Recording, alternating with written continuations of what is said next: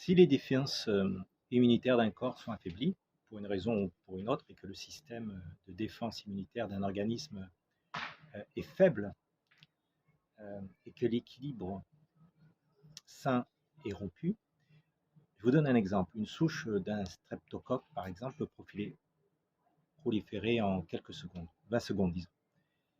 Même chose pour les infections virales. Et nous savons que les maladies, elles se forment et se transforment par voie d'information ou à la suite de blocages énergétiques. Tout simplement parce que la tension est réduite au niveau de la membrane cellulaire, elle est affaiblie. Et ça permet au virus de pénétrer plus facilement dans la cellule. Et dans ce cas-là, il va imprégner le cœur de la cellule de ses propres informations, et ce qui va lui permettre de proliférer en l'espace de quelques secondes, une vingtaine de secondes, d'après certaines recherches, dans le noyau cellulaire. Et donc ça va déclencher une prolifération rapide des cellules virales. Si l'on intervient avec l'homéopathie ou d'autres moyens naturels, de manière préventive, donc dès le début, dès l'apparition des premiers symptômes, le système immunitaire va se mettre en place dès le départ, dès l'apparition des premiers symptômes. Et là, il peut remplir sa fonction de réponse plus rapidement que si on commence un traitement antibiotique 3 ou 4 jours plus tard. C'est la même chose pour toutes les autres maladies, par exemple gastro-intestinales. Donc ça veut dire qu'un conseil instantané ou un remède pratique peut éviter des jours de symptômes très désagréables. Alors on peut se tourner vers la guérison à distance pour le traitement des symptômes.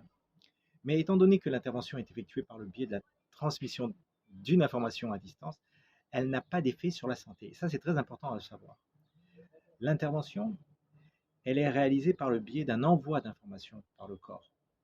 Donc il s'agit d'un véritable traitement causal, en ce sens qu'il va chercher à inverser le facteur qui a causé la maladie, plutôt que de soulager un symptôme à l'aide d'une substance allopathique. Okay. Il s'agit d'un traitement causal parce qu'elle intervient au niveau des contrôles de l'information de l'organisme, ce qui permet au système immunitaire d'effectuer des ajustements nécessaires dans le processus de restauration de l'organisme. Mais il est incapable, naturellement, d'agir sur le système biochimique. Il est capable d'interférer sur le plan informationnel avec des niveaux de traumatisme très profonds à l'origine de maladies prolongées.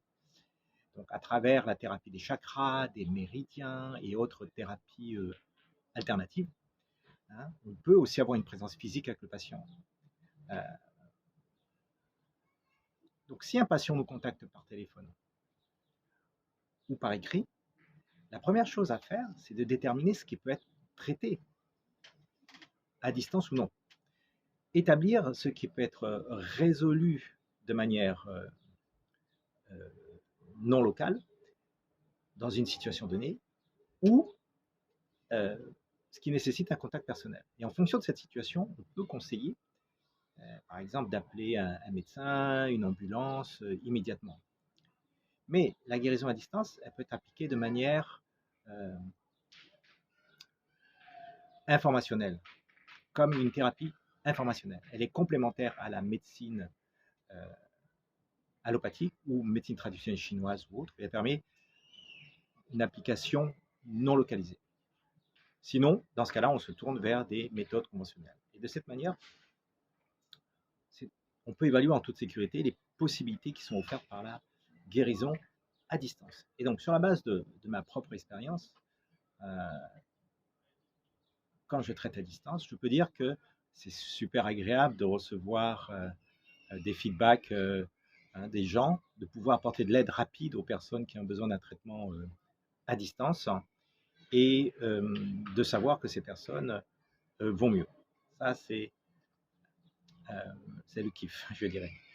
Donc, quand j'aide en moyenne plusieurs personnes par jour, en plus de soigner les autres personnes en présence, eh bien, ça fait un modèle de soins équilibré.